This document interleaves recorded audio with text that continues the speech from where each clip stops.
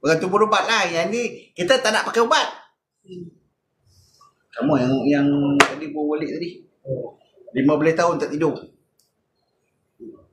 Juga dia jati tapi berpunca daripada sako. Ini dah berapa lama ni? Ini dah masuk 9 bulan dah ni. Dulu cucuk vaksin apa? Vaksin Pfizer, Sinovac, Pfizer. Betul lah, terbaik. Boleh situ. Ini kocik ni hal dekat. Ini insya-Allah. Settle kali.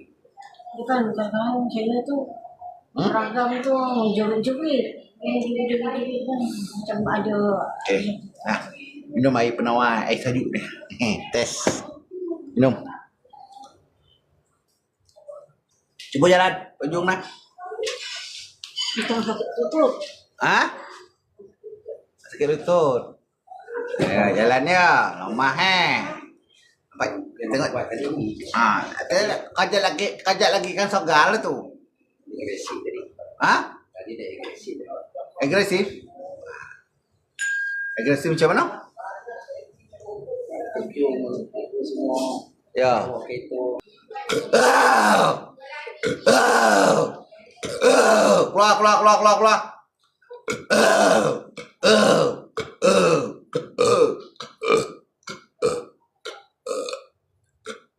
Keluar.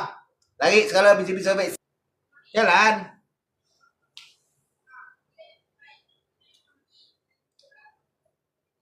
Perasa badan tu. Jalan tu tadi. Jalan yang ni. Tadi bawa Dengan sikit. Duduk. Okey. Ni saya keluarkan jin sako pula ya. Rasa Kita keluar satu-satu. Weh sako. Kau pula keluar. Kau duduk tepi tu. Keluar pula. Keluar. Tarik barang-barang kau. Keluar. Keluar. Aku cakap keluar lah. Jangan dok. Keluar. Ini perintah. Jalan.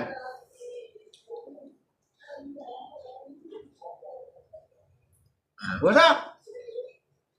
Nampak ringan itu? Ringan? Ha? Ringan sikit kan? Hilang bangang tu dah. Agak? ya. Hilang bangang tu dah. Apa rasa pemikiran? Lapang nak? Lapang. Kosong. Tek napeh.